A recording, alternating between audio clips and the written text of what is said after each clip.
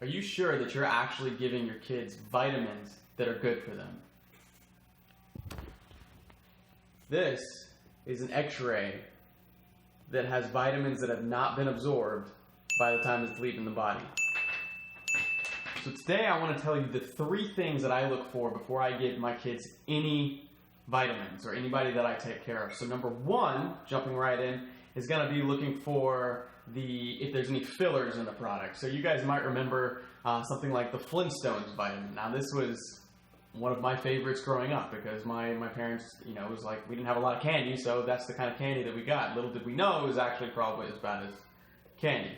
So if you're getting the Flintstones type vitamins, you want to look at what's in it. So just taking the Flintstones for example, you can look and there is aspartame in it.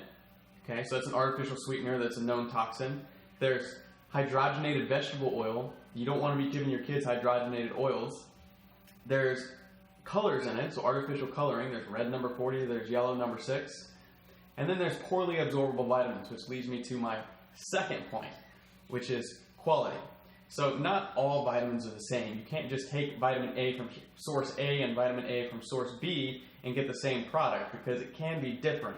So what you want to look for is ingredients that actually have a great quality. The easiest way to do that, because I can't go into every single vitamin, is to look on the back of the one that you're using, type it into Google, and type absorption rate.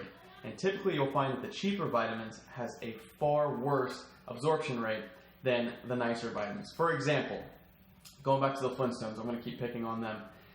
Calcium carbonate is the number 1 ingredient. Studies show that it's 20 to 30% less absorbable than something like calcium citrate. And it's a much more natural variety for your body to get the better chelated form.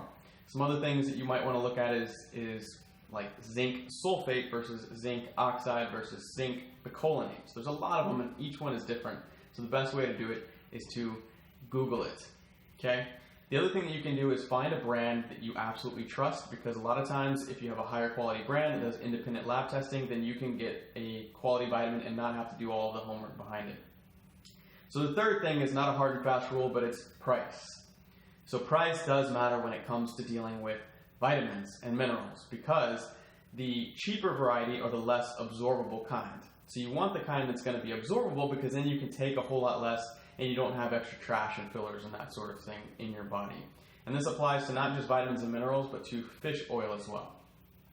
Okay, last thing. I want to give a couple of suggestions for what I use. Now my daughter, she gets only 2 things on a regular basis. One is going to be multivitamin, okay, if you can see that. And this has a whole lot of stuff. I know you can't see that on the label there because it's so small. But this is the one that we have in the clinic, and it is a very, very good product. She absolutely loves it. She asks for it every single day, but she can't have it unless she drinks her buy-in, which is she's less excited about. So this is omega with D3.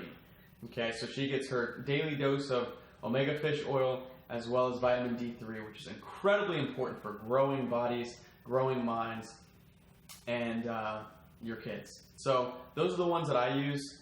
And if you have any questions, comments, then go ahead and leave it below. If you did like this, then hit that like button and share it with your friends. If you're watching this on a YouTube video, then just click that like button, and we'll see you next time.